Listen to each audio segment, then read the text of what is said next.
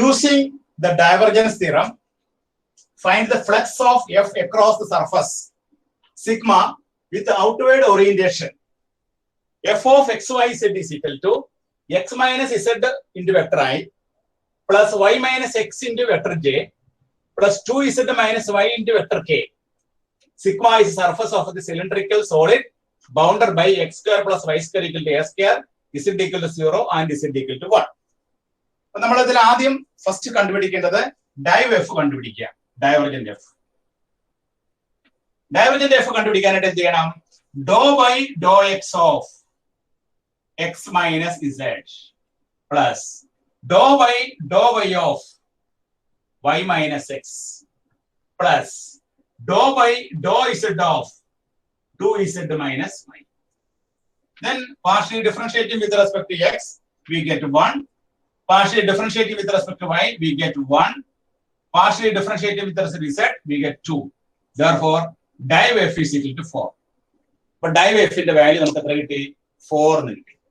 ഇനി നമുക്ക് ഫ്ലക്സിന്റെ ഫോർമുല എഴുതാം. ഫ്ലക്സ്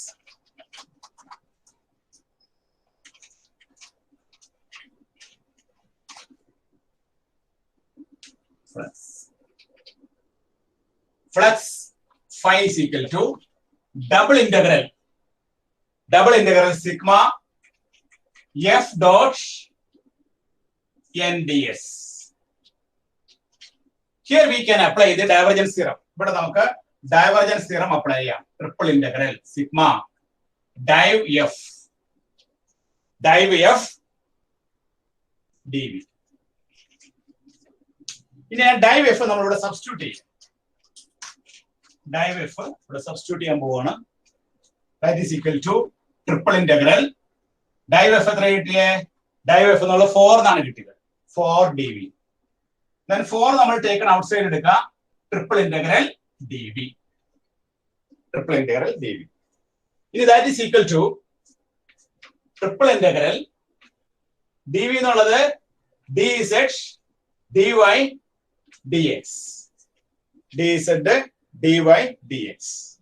ഇത് നമുക്ക് സിലിണ്ടറിക്കൽ കോർഡിനേറ്റ് ഉപയോഗിച്ചിട്ടാണ് വർക്ക്ഔട്ട് ചെയ്യാൻ പോകുന്നത്. സിലിണ്ടറിക്കൽ കോർഡിനേറ്റ് ഉപയോഗിച്ച് വർക്ക്ഔട്ട് ചെയ്യുമ്പോൾ ട്രിപ്പിൾ ഇന്റഗ്രൽ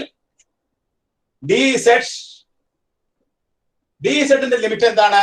നമുക്ക് ക്വസ്റ്റ്യൻ തന്നിട്ടുണ്ട് 0 to 1, lower limit 0, upper limit 1. Dz dy യുടെ ലിമിറ്റ് എന്താണ്? dy യിലല്ലോ d ഇവിടെ നമ്മൾ r dr d തീറ്റ. അപ്പൊ സിലിണ്ടറിക്കൽ കോർഡിനേറ്റിൽ നമ്മൾ ചെയ്യുന്നത് എന്താണ്? dA എന്നുള്ളത് r dr d തീറ്റ എന്ന് എടുക്കുന്നു. dA is equal to r dr d theta. dA is equal to r dr d theta. z എന്നുള്ളത് z നെ എടുക്കുന്നു. ഇനി r ന്റെ ലിമിറ്റ് എന്താണ് ഇവിടെ കിട്ടുന്നത്?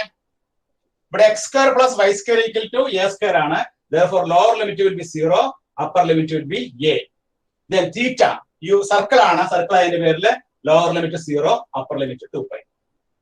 അപ്പൊ നമ്മള് ഈ ഫ്ലക്സ് അക്രോസ് ദ ഫീൽഡ് കണ്ടുപിടിക്കാനായിട്ട് നമ്മള് double integral sigma F dot N D S, അത് നമ്മൾ ഡൈവർജൻസ് എടുത്തിട്ട് ഫോർമുല എഴുതി അതിൽ ഡൈവ് എഫ് സബ്സ്റ്റിറ്റ്യൂട്ട് ചെയ്തു, ഡി വി എന്ന് കിട്ടി. ഇനി നമ്മൾ സിലിണ്ടറിക്കൽ കോർഡിനേറ്റ് ഉപയോഗിച്ചിട്ടാണ് നമ്മൾ ഈ പ്രോബ്ലം കംപ്ലീറ്റ് ചെയ്യുന്നത്. സിലിണ്ടറിക്കൽ കോർഡിനേറ്റ് ഉപയോഗിച്ച് വർക്ക്ഔട്ട് ചെയ്യാനായിട്ട് ഇസഡിന് എടുക്കുന്നു. അതുപോലെ ഡി എക്ക് നമ്മൾ ആർ ഡി ആർ ഡി തീറ്റ, അങ്ങനെ ആർ ഡി ആർ ഡി തീറ്റ കൊടുക്കുമ്പോൾ ഇസഡിന്റെ ലിമിറ്റ് 0 to 1ഉം അതുപോലെ ആറിന്റെ ലിമിറ്റ് 0 to a യും തീറ്റയുടെ ലിമിറ്റ് 0 to 2π കിട്ടും. ഇനി 1 by 1 ആയിട്ട് അതിനെ ഇന്റഗ്രേറ്റ് ചെയ്യാം.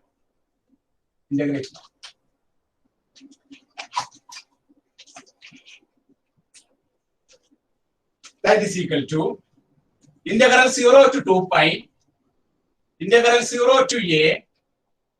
ഇവിടെ നമ്മള് z വെച്ച് ഇന്റഗ്രേറ്റ് ചെയ്യുമ്പോൾ integral 0 to 1 z, integral 0 to 1 ഇതിനെ ഇന്റഗ്രേറ്റ് ചെയ്യുമ്പോൾ z lower limit 0, upper limit 1, r dr d theta, r dr d theta. That is integral 0 to 2π integral 0 to a r z ന് 1 കൊടുക്കുമ്പോൾ 1 വരും, അപ്പോ 1 into r, അപ്പോ r dr d theta.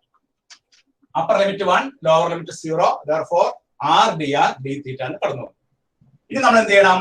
r വെച്ച് ഇതിനെ integrate ചെയ്യാം. Next we have to integrate with r.